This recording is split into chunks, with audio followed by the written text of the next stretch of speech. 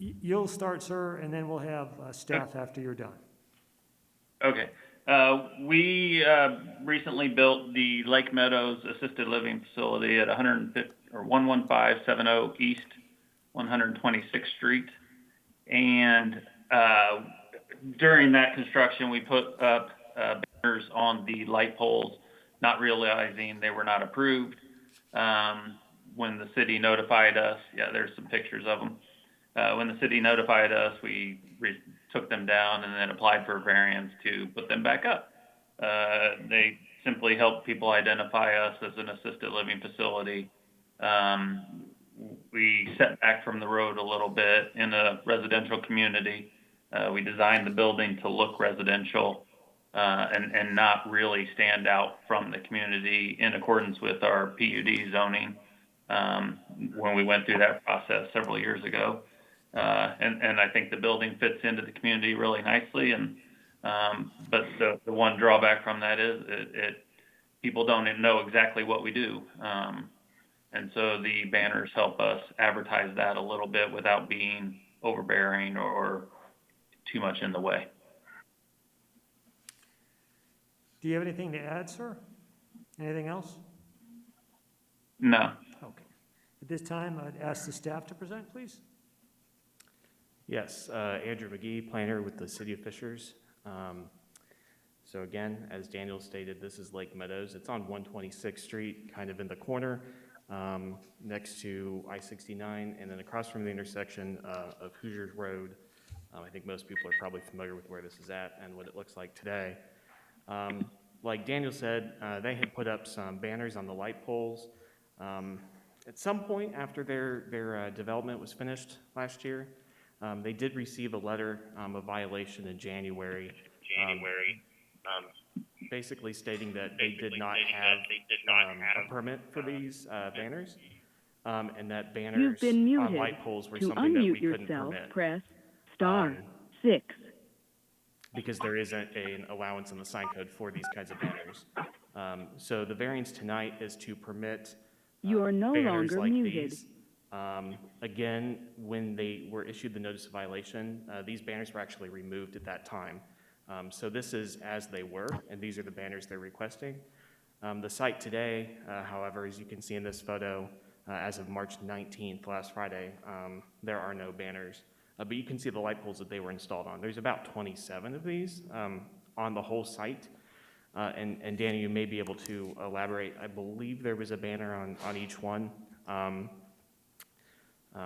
But Yeah, I think there are a banner on 23 of them.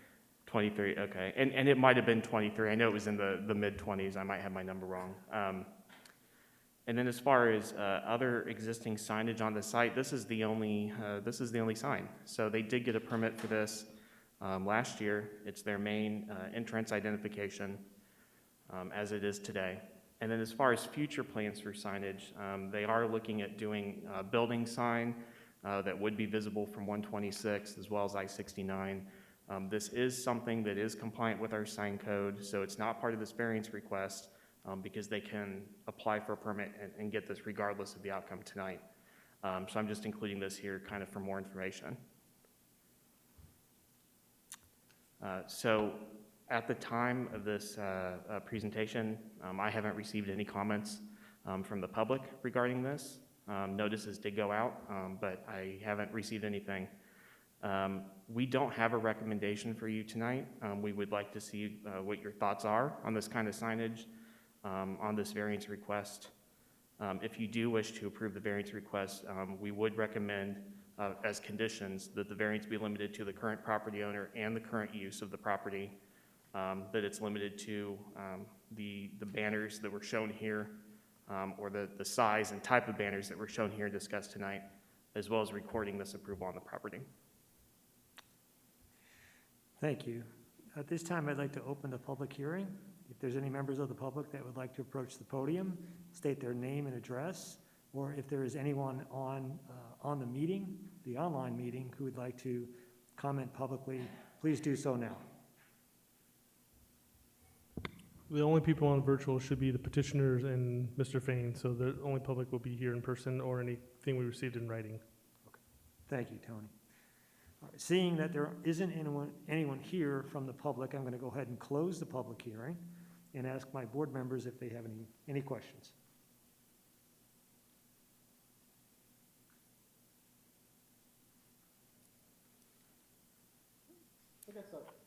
I have one question. If we were to approve this tonight, would they still need to go and get a permit for the signs? Yes, they would need to get a permit for the signs.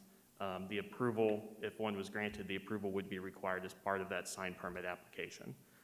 So they would need to get a permit, Gotcha. just like everything else. Yep. Thanks. And that permit, just to follow up, is for the banners if they're approved for the flag, for the light posts? It would be. This would fall under our signage standards as permanent signage because we have two permits. We have permanent signage, temporary signage. Temporary is for like up to 2 months. So something like this, they're intending long-term, at least a year or more. So this would just be a sign permit, and then our ability to issue that or approve that would be because of a potential approval for this variance. Could you, there was an aerial photograph of. Yes. Could you put that back up?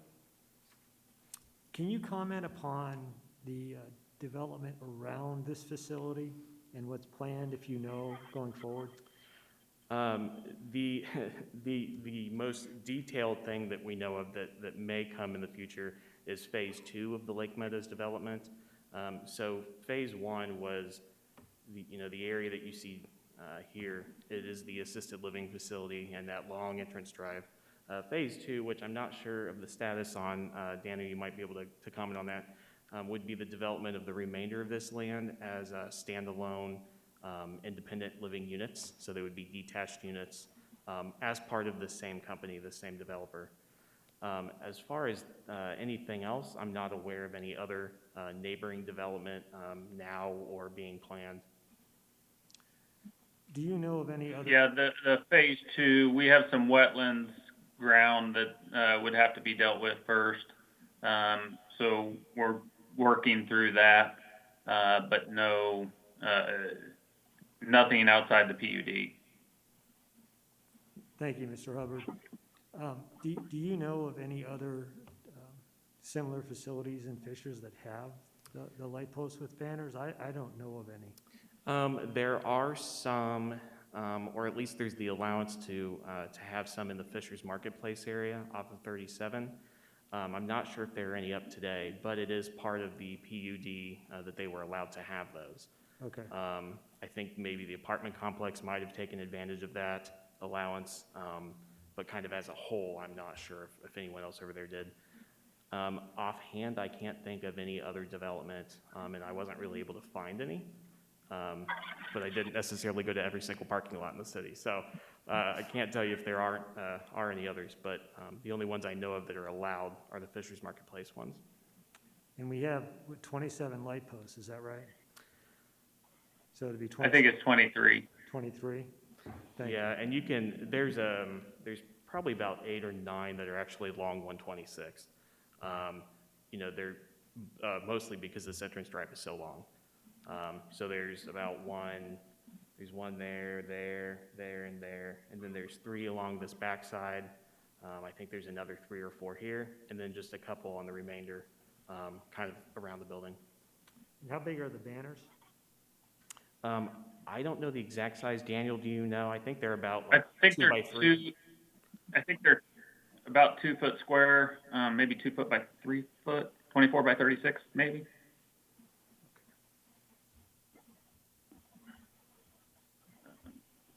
Can you scroll back to that picture, Andrew? I don't know Yes, if you have. yeah. Yeah. I think they're 2 by 3.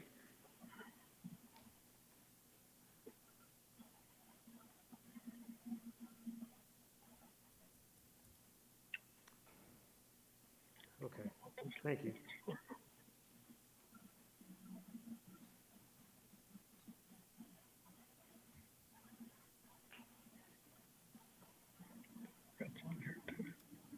Board, any other questions? Do we have a motion?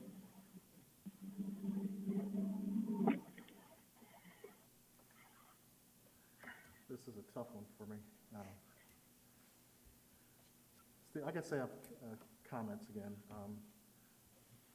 You asked a question whether we have other developments in our community that have similar pole signs like this. As I understand it, you said we're not aware.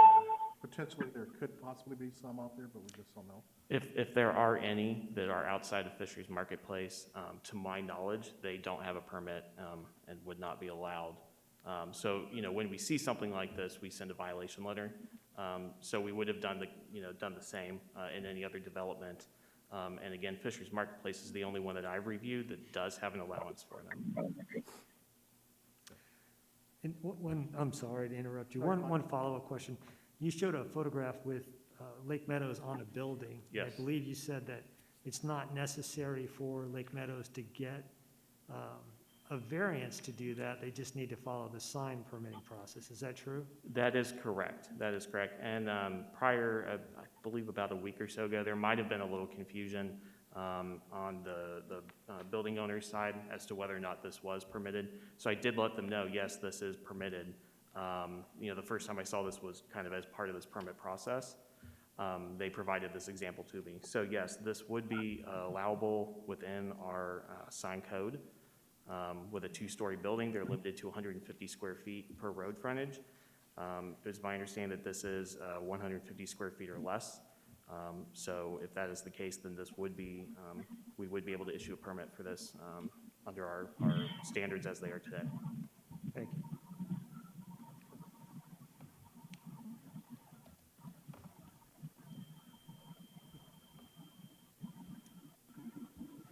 My concern, I think you've already kind of discerned it from my comments, is that we've got 23 light posts out there. We've got a second development coming, which conceivably could have 20 or more light posts. And now we have potentially 40 banners out there. I'm not inclined I to. don't, the light post wouldn't be part of phase two. The phase two is a patio home product. The PUD's very clear on how it's separated. So it would not be, there wouldn't be more light posts out there.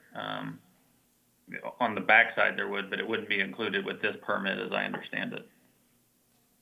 Thank you. Thank you for that clarification. It doesn't dramatically change my viewpoint, which is that we might have other similar facilities and Fishers moving to do the same thing. So I'm inclined at this point to move to deny the petition. Do we have a second? Second. Secretary, could you call the roll? Mr. Grinsley, Denied. Mr. Stevenson, Yes to the motion to deny. Mr. Fain, I'm sorry, I can't hear everybody that's there. I heard some of the denials. Can I? so we have a denial from Mr. Grinsley and Mr. Stevenson. And now we're looking for Mr. Fain. Yes. And Mr. Ferrucci. To deny, yes. Motion fails. Thank you. Excuse Thank me. you. My apologies. Thank you. Motion carries, the motion to deny, so the petition fails. Thank you. This time I call the next matter, which is case VA 21-6, 13358. Steve, could I interrupt for a second? Sir, Dave, I'm may I sorry. interrupt, please? It's Rick. I'm having a whole lot of trouble hearing anybody coming from City Hall auditorium there. The volume just isn't coming through. So just make sure the mics are on and that you're pretty close to them. Can you hear me now, Rick? Sound beautiful, thanks. Okay, yeah, so just make sure you're close to the mic and that they're on when you're speaking. Very well. Thank you. You're welcome. Next matter is case VA 21-6, 13358, Cambridge Cove Way. Consideration of a development standards variance from section 3.2.3B, 5B of R2 residential development standards of the Fishers UDO to exceed the maximum impervious surface area of 35% to approximately 45% to allow the construction of a swimming pool and associated decking.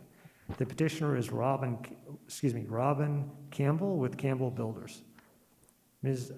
Campbell? Yes, would can like you hear to- me? Oh, thank you. Yes. Yes. Go ahead, Mr. Campbell. Good. Thank you. Thanks for the opportunity to request this variance. The increase we're requesting in the impervious percentage is minimal, and we feel it has no ill effect on any of the neighbor properties. This lot is pretty small comparison to most of them on the lake. And along with building a nice home, the owner wants a nice pool and patio area. And your approval of this variance will allow the owners to do this and keep a nice visual look from the water. That's about it. We greatly appreciate your support and approval for our request. Thank you, Mr. Campbell. Mr. McGee? Yes. So this is in the Springs of Cambridge subdivision. This is a very typical request. Impervious surface. The limit for the R2 zone, which is what this property is zoned, is 35%.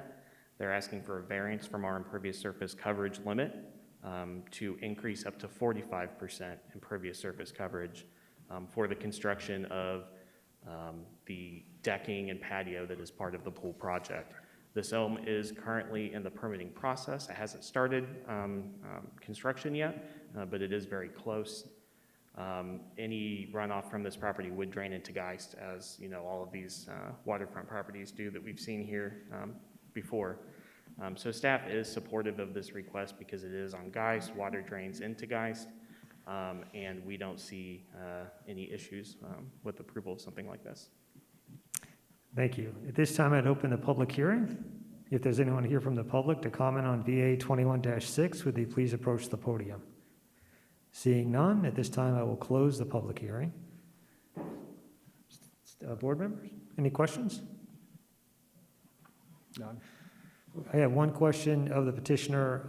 Are they willing to have the variance be limited to the improvements as presented and discussed, and the approval be recorded on the subject property? Yes, we are. Thank you, Mr. Campbell. Do I have a motion? Yes, Mr. President, I'll make a motion that we approve the petition and limit that to the improvements as they've been presented and discussed today, and that approval be recorded on the subject property. Thank you. Do we have a second? Second. Second. Very good. Secretary? Mr. Grinslade, Yes. Mr. Stevenson, Yes. Mr. Fain, Yes. and Mr. Ferrucci. Yes. Motion passes. Next matter is VA 21 Thank you. VA 21-7, 10610 Geist View Drive, consideration of a development standards variance from section 3.2.3B5B of the R2 residential development standards of the Fishers UDO to exceed the maximum impervious surface area of 35% to approximately 48% to allow the construction of a swimming pool and associated decking. The petitioner is Sabrina Knox. Is Ms. Knox present? I am. Can you hear me? I can, thank you. Go ahead, Ms. Knox. Thank you very much for allowing me to speak tonight. Really just want to walk all of you through the enhancements we would like to do in our backyard. So Andrew, if you can switch to the next slide. So this is an image from the water to show you the backyard, and then also would like to show you some enhancements we would like to do. So I do understand that the impervious coverage is 35%, and we are asking for approval up to 48%. This is what the backyard enhancements would look like from the water. You can see there would be 2 retaining walls, smaller retaining walls, with steps coming up to the right-hand side. There would be a concrete patio coming out of the lower basement walkout. You could see a fire pit there, as well as a swim spa to the left. So this is kind of the image of what we would like the backyard to look like. Next slide, please. This is our plot plan from Stuppleworth that does show that to be able to put this on the lot, we would be looking at close to 48% in impervious coverage, and that is what we are asking for approval today. Next slide, please. And this is just an aerial view to show you what that plot plan would look like on the plot. And then once again, we are just asking to go from a 35% impervious coverage up to 48% impervious coverage to make these enhancements to our backyard. This is an image of what the retaining wall would look like and the color of stone we would like to do that on. And I would just like to thank you guys for your time to allow me to present this to you. And I appreciate your consideration to let us have the impervious coverage of up to 48%. Thank you. Thank you, Ms. Knox. Mr. McGee? Yes, again, Andrew, Planning Department. This is at 10610 Geist View Drive. This is one of the lots that are kind of finishing out the portion there right along Oleo. Next to the last section of Springs of Cambridge. This is the plot plan in more detail. You can see the proposed home, or actually, I'm sorry, the home that's under construction right now. It's pretty far along, actually. And the proposed backyard improvements, again, with the patio, the two-tier retaining wall system, the stairways, and the pool. Again, this would bring the property up to 48%. Impervious surface coverage, and that is the variance that the petitioner is seeking tonight. Staff is supportive of this. Again, drainage here eventually does go to Geist, well, directly into Geist, and we don't have any concerns with this. Great. At this time, I'd open the public hearing. If there's anyone here from the public to comment on VA 21-7, 10610 Geist View Drive, please approach the podium and state your name and address at this time. Seeing none, I'll close the public hearing. Ask the board, any questions? No. Mr. Fain, any questions? Okay. No. Thank you. I do have one question for the petitioner, and that is, are you willing to have the variance limited to the improvements as presented and discussed, and that the approval be recorded on the property? Yes, we are. Thank you. At this time, do we have a motion? I make a motion to approve petition VA 217. We have a motion. Do we have a second? Second. Secretary? Do we need to add the part about the conditions? And Yeah. So just a friendly amendment to the motion, and that would be a motion where the variance is limited to the improvements as presented and the approval be recorded. Second. yes. Thank you. Secretary? Mr. Grinslade, Yes. Mr. Stevenson, Yes. Mr. Fain, Yes. Mr. Ferrucci. Yes, motion passes. Thank you, Ms. Knox. Thank you very much. Have a great evening. You're welcome. Next order of business is case VA 21-8, Scannell Properties Airport Project. Fagery Drinker, on behalf of Scannell Properties LLC, is requesting consideration of a development standard variance from the City of Fishers, UDO, Chapter 3, Section 3.4.2, Municipal Airport, District B, Development Standards 1A, Lot Area 2, Building Setbacks, and 3, Impervious Surface of Lot.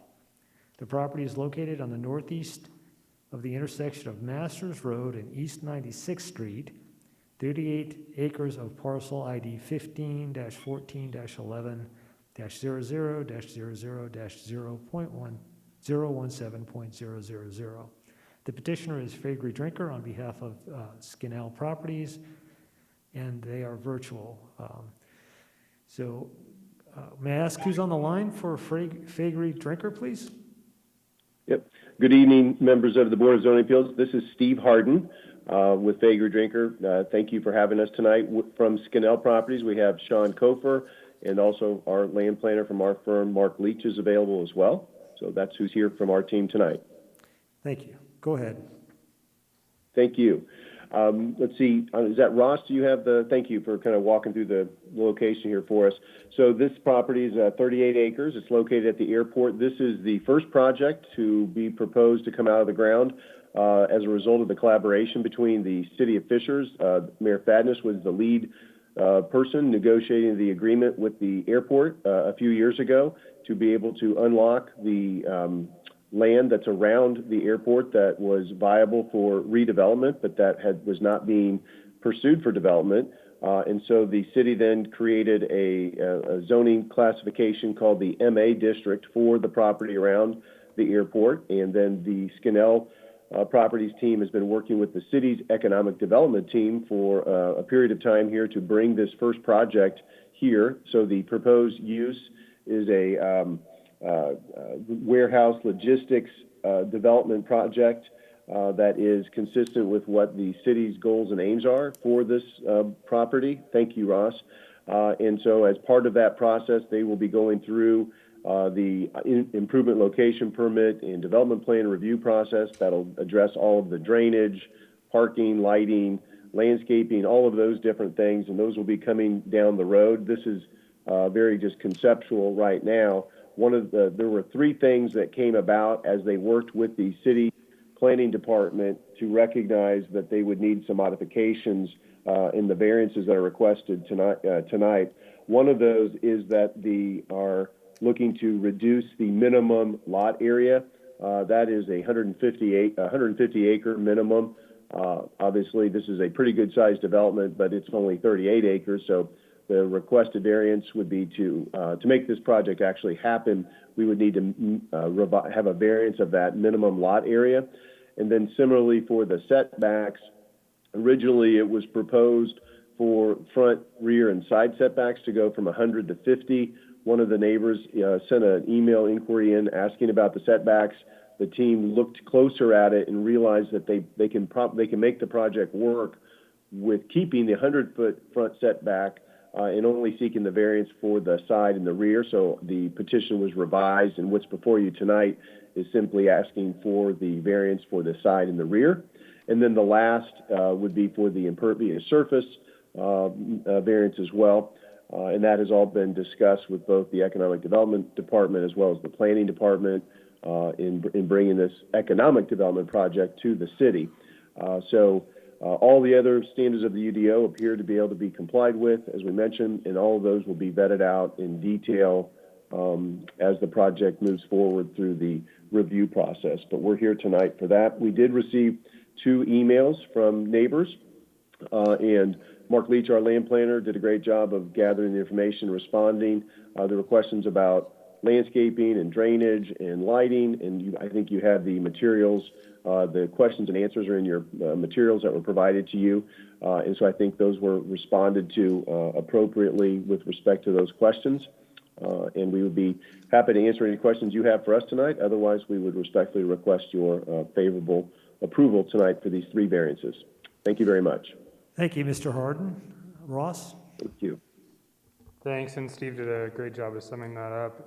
Ross Hillary, planner here with the City of Fishers. Tonight before you is VA 21-8, which is Fager Drinker on behalf of Scannell Properties, requesting a consideration of development standard variance from the City of Fishers UDO, Chapter 3, Section 342, MA Municipal Airport. Again, this property is located near the intersection of Masters and 96th Street at the airport. Again, the site plan you're seeing here is approximately 38 acres of a larger site. The variance tonight, again, is from 3 different sections, 342B1A, lot area, requesting proposed lot size of 30 acres. Building setbacks, again, as Steve said, they are requesting a proposed minimum setback of 50-foot side and 50-foot rear. And the impervious area lot coverage for the project is proposed at 85%. Again, this is the concept plan shown on a larger scale with the entire airport, and then a zoomed in conceptual design that they have at this point. Other than the 3 variances they show, the development will otherwise comply with the UDO requirements, and we'll all have to go through the TAC process, which includes landscaping, lighting, drainage, and noise, which, as Steve said, were some of the concerns we got from the public. As I said, the public comment, 2 people sent in comments, and you have those before you tonight. With that, staff recommends approval with the commitment to record the BZA approval letter containing any terms and conditions agreed upon tonight. Thank you. And Mr. President, before we have the public hearing, I'd like to add additional comments too from context. This is Tony Pagano, Director of Planning Zoning. So this zone was set up in 2017 and only applies to the airport. We created these standards in anticipation of the redevelopment of the property. This is the first time we're working with the project to come forward, and we're realizing there was some issues with the zone created. So there will be a text amendment to hopefully change these in the future. So the 150 acre lot minimum was not meant to be lots. It meant to be, if we were to apply this zone anywhere else in the city, we wanted a minimum 150 acres for that zoning district. It wasn't intended to say each lot here had to be 150 acres because even the airport itself, a chunk of it is like 125 acres. So that is an error I'll point out. Also, we always intended it to be warehouse, kind of maybe manufacturer flex space. And these standards are much more restrictive than our other standards in the city. So you would have smaller setbacks in our industrial parks and more impervious surface as well. So again, this is more stringent than what we would have done if we would have compared the two. And so again, being the first project, we're realizing there's some mistakes on our part in creating this zone or learning for the first time. So we do plan on trying to clean this up as we go so that if there's other projects out here, we don't have to do a variance for each one because that was not the intention. So just want to get that on the record before we open the public hearing as well. Thank you. That's very helpful. At this time, I'd like to open the public hearing. Is anyone here from the public to comment on case VA 21-8, Scannell Properties Airport Project? Sir, please come to the podium, state your name and address. Thank you. Yeah, Bruce Oldham. My actual address is 12305 Strawtown Avenue. So that's in Noblesville, but I'm here proxy for my mother who's still down in Florida. She is at 9641 Hamilton Hill, or 9620 Willowview Drive, which is just to the west of this, running up the west side of the airport there. I really don't have a problem with the project as a whole. You know, I think the concern obviously is 85% impervious at that point. Does this drain into Heath Ditch? Or does this all stay on property? I'd ask Mr. Harden if he'd comment on that. Sure. Is that the extent of the comment? We'd be happy to address. We just does Mr. Oldham, did he have any other questions or comments, or was it the drainage? We're happy to answer that. If there were any other ones, we could hear them all first and then answer them all at once. It really is just drainage and the amount of impervious, and you know that ditch does have some flooding issues already, increasing that impervious. Obviously, you're holding some on site retention there, and then at some point it's going to overflow. So really, I just wanted to make sure that staff is taking that into consideration and what that ditch, those current conditions are, which really hasn't ever been touched either by the city or the county, whoever is responsible for that. So just in preparation for future development, wanted to make sure that we continue to do our due diligence on that. So I'm going to ask Mr. Okay, Harden. thank you, Mr. Oldham. So thank you for that clarity. The answer is yes, this property does drain into Heath Ditch. And the city's drainage ordinances will require, as we go through the improvement location permit process, it will require a drainage analysis. The requirements that the city's drainage ordinance imposes on this new development will require a drainage plan that will provide for the stormwater that is currently coming onto the property will have to be collected on site and held on site and then discharged at a slower rate than it's currently just sheet draining off the property into the ditch. And so the city's ordinances will require that it is held on the site and is retained and then discharged slower than it currently is discharged. So it won't necessarily fix all of the drainage problems if there are in the area, but it will improve because this property will no longer just sheet drain off into the off-site. It will now be retaining its water and then discharging it at a ratio that is slower than it currently is released. And those details will continue to be worked on as they go through the permitting process. Thank you for the question. absolutely. So honestly, don't have an issue with the project as a whole. Just wanted to make sure that we continue, like I said, to do our due diligence and look downstream, because we know that there's future development and more development going on in that area, and look at that infrastructure downstream as well. So that was it. Thank you. Thank you. Thank you, sir. Any other members of the public? Seeing none, at this time, I will close the public hearing. Board, do we have any questions?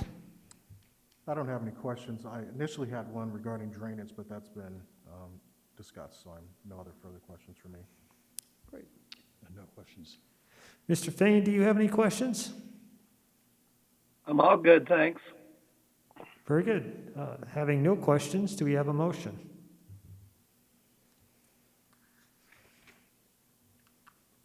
Yes, Mr. President, I would recommend that we approve petition VA-21-8.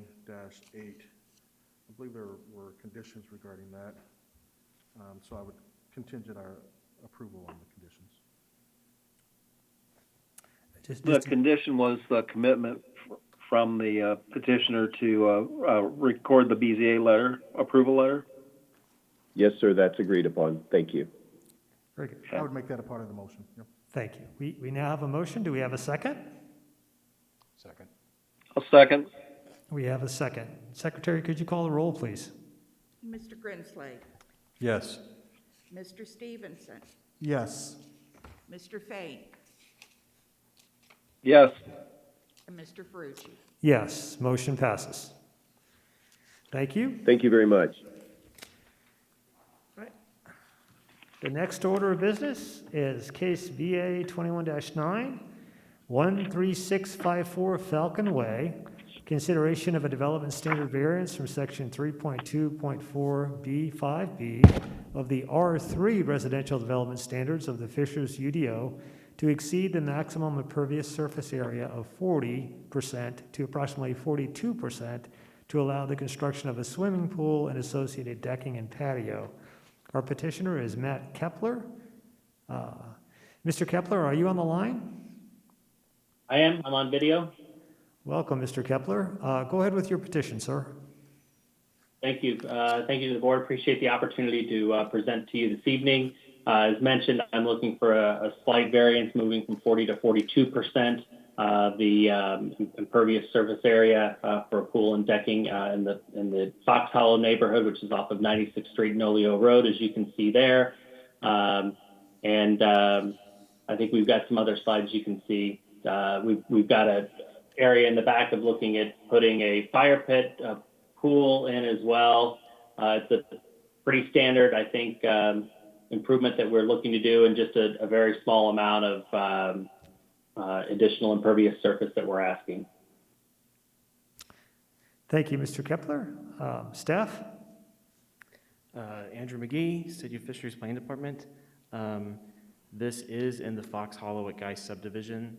This is not a property directly on Geist Reservoir. That said, the rear yard drainage, there is a drainage swale right behind his property line. I mean, it's basically in his backyard. That does drain into a retention pond within the subdivision, which then drains to another retention pond and then into the reservoir. And you can see that entire chain right there on that aerial image. So I just wanted to clear up kind of where the water goes when it leaves this property. Again, like he said, they have some improvements in their backyard. They're reworking that a little bit, not substantially increasing the impervious surface area, but it is going over the limit that we have, 40% for an R3 zone, which is what this property is zoned. So here you can see, again, like you mentioned, the pool, the surrounding patio area, and then the kind of fire pit, separate patio area as proposed. So again, this is a 2% increase over what we have today, and staff does not have any concerns with this, and we do recommend approval. Thank you, Andrew. At this time, I'd like to open the public hearing. If there's anyone here to comment on case VA 21-9, 13654 Falcon Way, please approach the podium. Seeing no members of the public here, we'll close the public hearing. Board, do we have any questions? No question. No questions. Do we have a motion? I make a motion we approve VA 21-9. Second that motion. May I ask that the variance be limited to improvements as presented and discussed, and the approval be recorded on the property? Would you amend your motion? I amend to that. Thank you. I would also second the amendment. You'll second the amendment? Yeah. Very good. Secretary, could you call the roll, please? Mr. Grinslade, Approved. Mr. Stevenson, Yes. Mr. Fain, Yes. Mr. Ferrucci. Yes. Motion passes. Thank you, Mr. Kepler. Thank you very much. Thank you. Okay. Our last case for the evening is case VA-21-11, Brewster's Real Ice Cream. Tiffany Schluter, on behalf of Brewster's Real Ice Cream, requests consideration of a land use standards variance from ordinance 101-804C, section 3, area C, C1, uses to allow for the use of an ice cream shop. The property is at the common address of 12350 Oleo Road, Unit 100, Fishers, 46037. May I ask you to state your name, please? Yes, I'm Tiffany Schluter, and this is my husband, Ben Schluter. Welcome. Thank you. Thank you. Go ahead with your petition. Well, thank you, everybody, for hearing this. First of all, we are requesting, of course, the variance for our property on Oleo to open our local ice cream shop. We think that this is a great spot for us, and we wanted to share with you briefly a couple things. One, about our family, and two, why Brewster's, and then also why we think we could work well in that area. Make sure the folks online can see what we're doing here. The board, do you have the flyers PDF? Okay, great.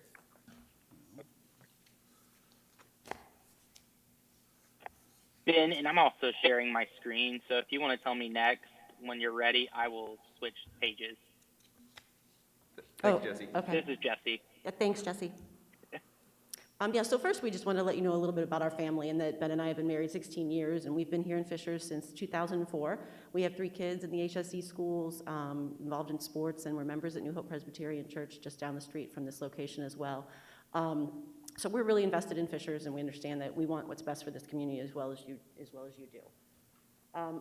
We picked Brewster's back in 2000, well, just the fall of 2020. Actually, we started looking at we wanted to do some sort of business here in Fishers.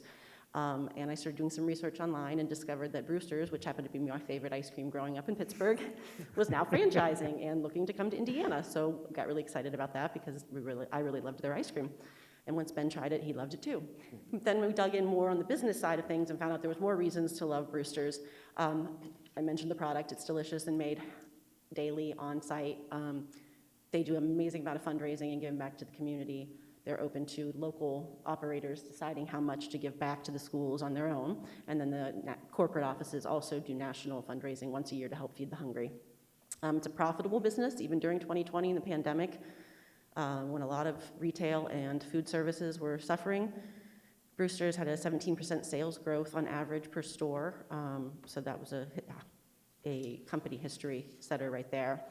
And last but not least, we love the environment that it creates. We love the family, friends, celebrating, getting together, making memories, and that most of our employees we'll be hiring will be teenagers and young adults from the community. And Brewster's really prides themselves in mentoring those teenagers as well as training them for the business too. So it's a great opportunity for us to be more involved in the community that we love. And those teenagers can also earn college scholarships as well. And if you look at slide 3 in front of you, what you can see, this is just an overview of this location. This location is obviously very central to Oleo Road, surrounding schools, of course, many neighborhoods, but it also was very attractive to us because it's extremely close to our home. We also know that just based off of the way Fishers has been set up, we think there's a need for premium ice cream, hard scoop ice cream out on the east side of Fishers. And we just think that's an exciting opportunity and hopefully we can fit. So if you go to page 4, I want to share with you just a couple things that we did because we know there's questions around this property and potential overflows of traffic, whether that conflicts with school traffic and other neighborhood traffic. And so we wanted to look into this and make sure that you as the board had that information. If you can see on the left-hand column, based off of hourly, you can see that 71% of our sales nationally are done between 4 p.m.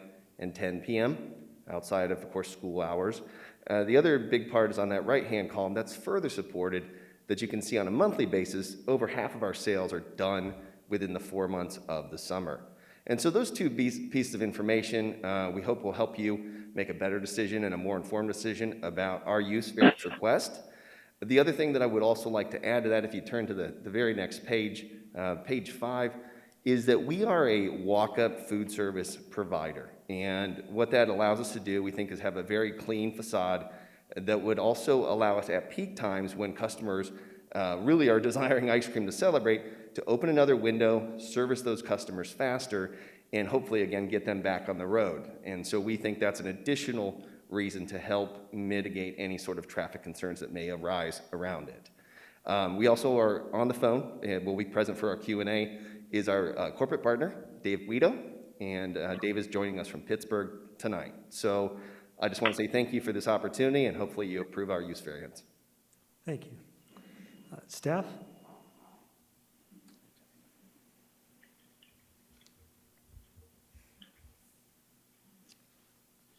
Yes, give me 1 second here. Can you see my screen?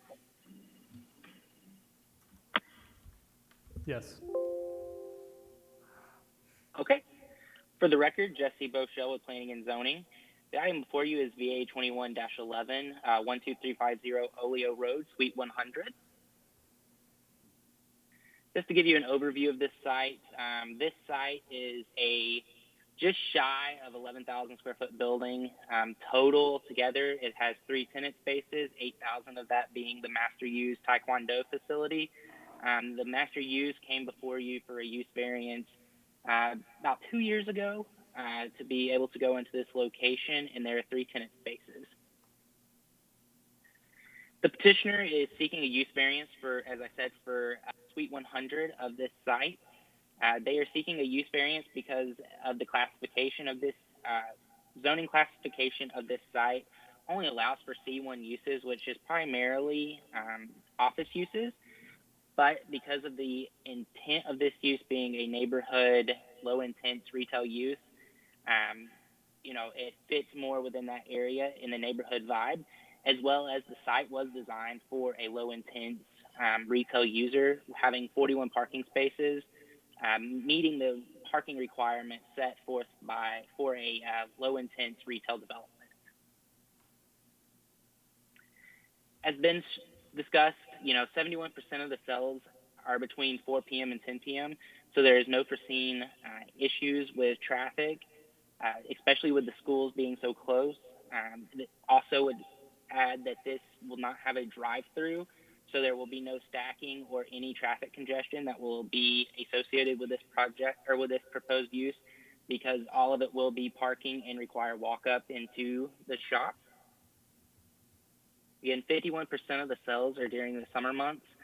So, the peak time, which is when most people like ice cream, is when it's warm outside. When it's cold in Indiana, you're not really wanting ice cream much, so there will be down times during those months. But again, the site was designed to allow for said use.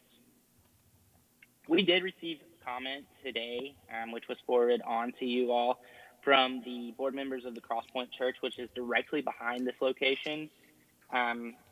They were not opposed to the use. They had concerns about traffic. And we tried to answer those questions the best that we could. So just regarding the traffic congestion that was mentioned, the use is a low-intensive neighborhood use. Because the location will not have a drive-through, as I said, there will be no foreseen traffic issues because no stacking will exist. Because there will be no drive-through aisle where people will be stacking out into the Silverstone Road or onto Oleo Road. As the data shows there, the peak times are between 4 and 10 p.m. So, after school hours, as well as, the large amount of traffic there on Oleo Road. As stated as well, there was concerns about the overall site. So the overall site was designed and constructed for a low-intense retail development, having 41 overall spots meeting parking requirements. So, this space is not a large space. So honestly, the parking is sufficient and there is enough site access for this to go there. It's not like your typical fast food or coffee user that we would see that would require more parking or that would be more intense and have more users coming through drive-throughs. So that is one reason that, as a low-intense neighborhood use, we do not see any concerns due to the nature of the operation. One of the comments in that letter that was shown to you as well was about the access road off of Silverstone. That drive is a private drive. As such, we do not have any maintenance or any really stipulations over that street. You know, we can work with the future petitioner for that outlot, if there is one, you know, in the future at Oleo Road and Silverstone Road, talking about, you know, making the modifications to that for it to be more sufficient for traffic. However, at this time, there's nothing that we really can do, and this is only something that you know, we're only looking at the use variance at this time.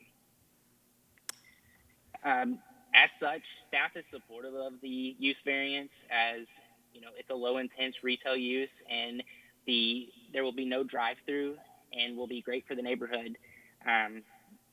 Staff would mention that they would make the petitioner make the commitment that there would be no drive-through, and that this use would only run with the current owner seeking the variance. Thank you. Thank you. At this time, I'll open the public hearing. Is there anyone here from the public to comment on case VA 21-11, Brewster's of Real Ice Cream? Seeing none, I'll close the public hearing. Board, do we have any questions? I guess just a clarification. I believe Ross, did he say this use variance is tied to the business? I'm sorry, could you repeat that? I'm sorry, Ross, did you say the use variance is tied to the business? Mr. Stevenson, yes, sir, it will be. It will be tied to the business. Oh. Yeah, Jesse's online. It's a little confusing. Jesse, I'm sorry, Ross is here in person. I do apologize. It's okay. But yeah, this variance is tied to this user, and so if the business went away, any other one would have to come in and get a variance again. Great. Thank you. Great. Any other questions?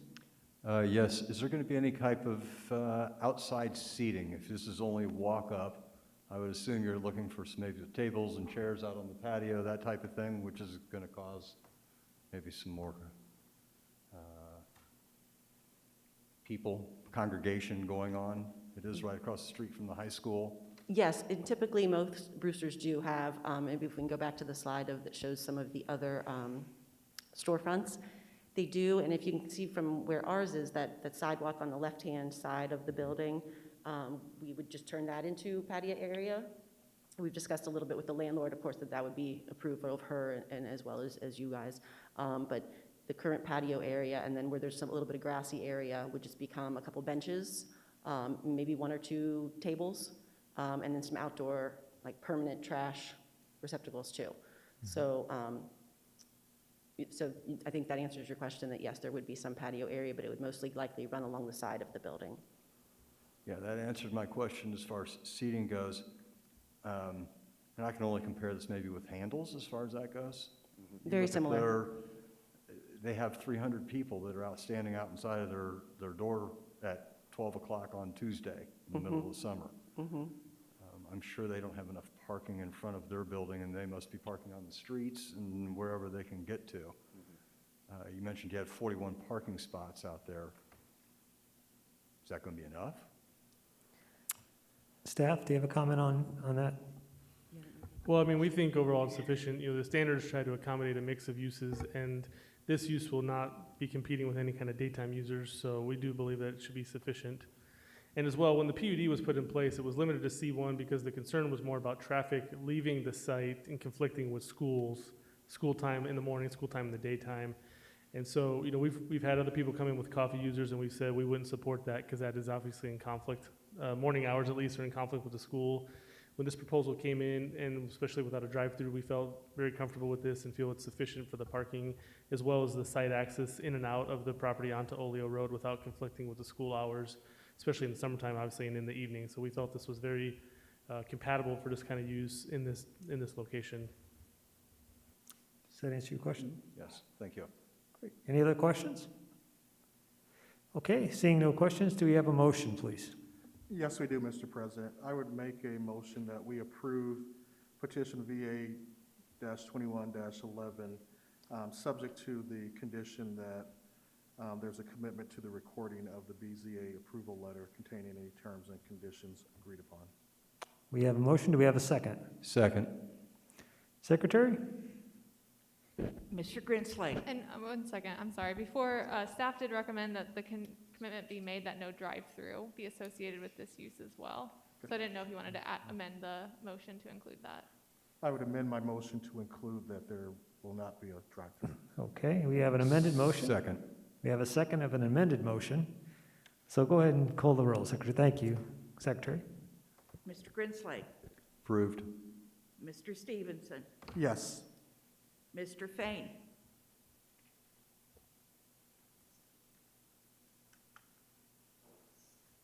Mr. Fain, can you hear me? Yes, sorry about that.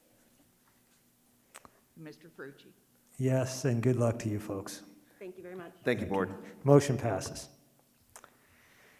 Okay, we have no other topics on the agenda tonight. There's no old or new business at this point. Take a motion to adjourn. Motion to adjourn? All in favor? Aye. Aye.